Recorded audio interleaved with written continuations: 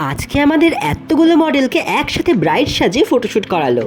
অনেকদিন পর আজকে আবার একটা ইউনিক কনসেপ্টের উপর শ্যুট করতে চলেছি। আমাদের হীরামান্ডি শ্যুট করিয়েছিল যে মেকআপ আর্টিস্ট সঞ্জীব দা, সেই কিন্তু আজকের শ্যুটটা অর্গানাইজ করেছে। শ্যুটের দিন সকালে উঠেই চোখে পড়ে আমার তো আইব্রো প্লাক করা হয়নি, তাই ঝটপট করে পাউডার লাগিয়ে সুতো দিয়ে নিজেই নিজের আইব্রোটা প্লাক করে নিলাম। আমি কিন্তু সবসময় নিজের আইব্রো নিজেই প্লাক করি এরকম ভাবে সুতো দিয়ে, কারণ আমি আবার অন্য কারোর কাছে আইব্রো প্লাক করে স্যাটিসফাই হই না। যাই হোক, আমার কিন্তু আইব্রো প্লাক করা কমপ্লিট হয়ে গেছে। এবার আমি রেডি হয়ে নেবো ঝটপট করে। আজকের শ্যুটের লোকেশন হলো সেই বেলঘরিয়ার স্টারডাস্ট স্টুডিও। আমি কিন্তু এখানে আমার সমস্ত দরকারি জিনিসপত্র নিয়ে বেরিয়ে পড়েছে, সোজা চলে গেছি হালিশহর স্টেশনে। যখন স্টেশনে পৌঁছাই প্ল্যাটফর্ম কিন্তু ফাঁকাই ছিল, কিন্তু ট্রেন আসার সময় এত ভিড় হয়ে যায় যে আমি সেই ট্রেনে উঠতেই পারিনি। এমনকি আমি পরপর দুটো ট্রেন ছেড়েছিলাম, তারপরে একটা ট্রেন ফাঁকা পেয়ে সেটাতে উঠেছিলাম। এতটা পথে যাব, যদি বসার জায়গায় না পাই আমার তো দাঁড়িয়ে থেকে থেকে পা ব্যথাই হয়ে যাবে। যাই হোক, আমি এখানে আবার ভুল করে বেলঘরিয়া নামার বদলে দমদম স্টেশনে চলে এসেছি। যেদিন আমার তাড়াহুড়ো থাকে সেদিনই এরকম হয়। যাই হোক, এখন আবার বেলঘরিয়া আমাকে রিটার্ন যেতে হবে, তাই এখন দমদম স্টেশনে আবার ট্রেনের অপেক্ষা করছি।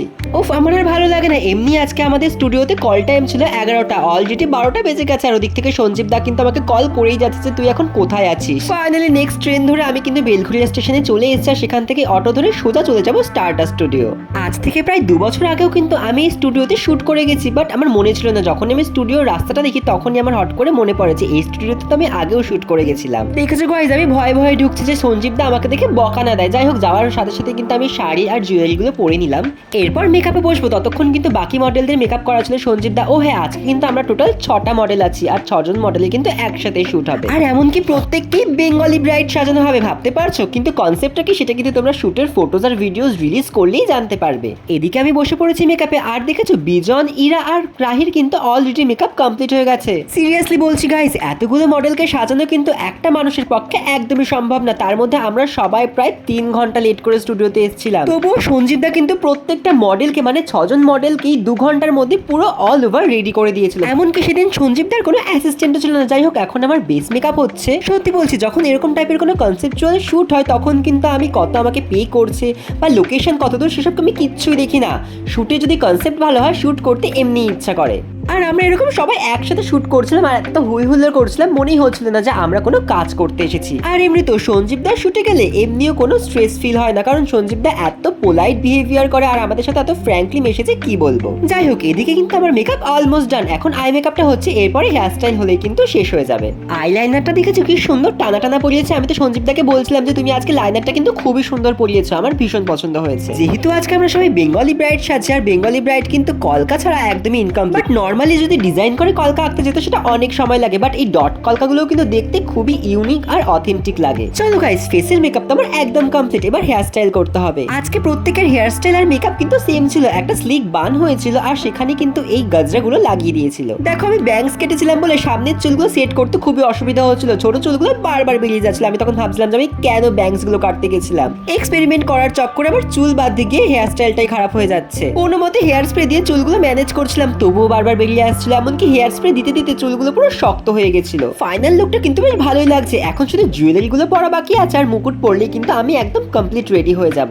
আমার তো আজকের লুকটা বেশ পছন্দ হয়েছে। আর সঞ্জীব দা এত তাড়াতাড়ি আমাদেরকে রেডি করে দিয়েছে যে কি বলবো। আর এইটুকু সময় যে এত সুন্দর করে মেকআপ করেছে, এটাই কিন্তু ভেবে আমার অবাক লাগছে। দেখেছো এখানে গাইস কত জুয়েলারি। আসলে 6জন মডেলকে জুয়েলারি দিয়ে রেডি করতে হবে, তো এত জুয়েলারি তো লাগবেই। অনেক ভাবার পর ডিসাইড করা হলো আজকে আমাকে এই জুয়েলারি সেটটা পরানো হবে, কারণ সব সাজের সাথে কিন্তু সমস্ত রকমের জুয়েলারি সেট ভালো লাগে না। আর সব শেষে এখন চলছে মন্টির মেকআপ। ও কিন্তু আমাদের সবার মধ্যে সবার শেষে স্টুডিওতে এসছে, বাট স্টুডিও থেকে সব থেকে কাছে কিন্তু ওর বাড়ি, তবুও সবার শেষে এসছে। আর আমার বাড়ি কিন্তু স্টুডিও থেকে সব থেকে দূরে। ওই দেখো, রাহিকে দাঁড় করিয়ে ফটোগ্রাফার দাদা ক্যামেরার অ্যাঙ্গেল আর লাইট সেট আপ করছিল। আর এদিকে গৌরবকে দেখো পান পাতা নিয়ে নিজেই ঢং করতে শুরু করে দিয়েছে। ফাইনালি এবার এক এক করে সবার সোলো শুটটা হবে, দেন সবাই মিলে একটা গ্রুপ শুট করা হবে। প্রথমেই চলে গেছে ইরা শুট করতে, আর এরপরেই চলে গেল বিজন। এক এক করে কিন্তু আমাদের সবাইকে সোলো শুট করতে হবে। কিন্তু এদিকে মুকুট পড়ে গেছে কম, 6জন মডেলের মধ্যে মাত্র 3টে মুকুটই ছিল। সেই কারণে এই 3টে মুকুটকেই ঘুরিয়ে ফিরিয়ে আমাদের মডেলদের পরিয়ে ফটোশুট করানো হয়েছিল। চলো এবার আমার সোলো শুটের পালা। প্রথমেই খাটের উপর বসে পড়েছি ঢং করে শুট করার জন্য, কারণ আমাকে বলা হয়েছিল যে প্রথমে বসে শুটটা কমপ্লিট করে নিতে। আর হ্যাঁ, আজকে আমার এই অল ওভার লুকটা তোমাদের কেমন লাগছে অবশ্যই কিন্তু কমেন্ট করে জানিও। আমি তো ভেবে নিয়েছি আমার বিয়েতে কিন্তু আমি ঠিক এইভাবেই সাজবো, আর তার জন্য কিন্তু আমি সঞ্জীব দাকেই বুক করবো। তোমরা যদি সঞ্জীব দাকে বুক করতে চাও অবশ্যই আমার দেওয়া কন্ট্যাক্ট নাম্বারে কিন্তু যোগাযোগ করতে পারো। এদিকে আমার ইরার আইল্যাশ খুলে গেছিল, তাই এখন ওকে আমি আইল্যাশটা আবার সেট করে দিলাম। যা শুট কমপ্লিট হতে না হতেই আমার মুকুটটাকে নিয়ে আর একটা মডেলকে পরিয়ে দিয়েছে। যাই হোক, সবাইকেই তো শুট করতে হবে। এদিকে ইরাকে দেখো, সবার আগে ওর শুট হয়ে গেছে বলেও কি মজাই না পাচ্ছে। আর আজকে কিন্তু শুটে আমাদের সাথে মিষ্টি দিয়েছিল। আজকে সবাই শুটে এত লেট করে গেছে, ভাবতেই পারিনি যে আমাদের সবার মেকআপ হেয়ার এত তাড়াতাড়ি কমপ্লিট হয়ে যাবে এবং শুটটাও এত তাড়াতাড়ি শুরু হয়ে যাবে। সোলো শুট সবার কমপ্লিট হয়ে গেছে, এবার মেইনলি কনসেপ্টের জন্য যে গ্রুপ শুটটা হবে সেটাই শুরু হবে। ব্রাইড সেজে কিন্তু সবাইকেই খুবই মিষ্টি লাগছিল। অ্যান্ড ফাইনালি আসে পান পাতার শটটা, যেটা নিতে গিয়ে আমাদের 5 থেকে 6 বার টেক নিতে হয়েছিল। বাই দ্য ওয়ে, দেখতেই পাচ্ছ 3টে মুকুট ছিল বলে কিন্তু 3জনকেই মুকুট পরানো হয়েছিল, আর আমরা বাকি 3জন কিন্তু মুকুট ছাড়াই শুটটা করেছিলাম।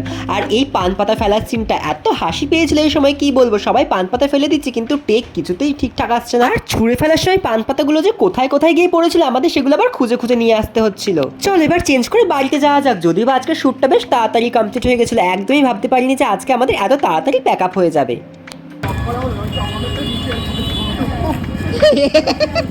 হ্যাঁ, প্লিজ আমারটা শেয়ার করে দিয়েছি, এবারেও তাই করব। Thank you. হচ্ছে কি এখনো? তো গাইস, আমার ফেসবুক অ্যাকাউন্টটা নেই, টাটা বাই। ফাইনালি গাইস চলে এসেছি হালিশহর স্টেশনে, ভীষণ টায়ার্ড। সো তোমাদের আজকের এই ভিডিওটা কেমন লাগলো অবশ্যই কমেন্ট করে জানিও। দেখা হচ্ছে অন্য ভিডিওতে। আজকের জন্য টাটা, সবাই খুব ভালো থেকো।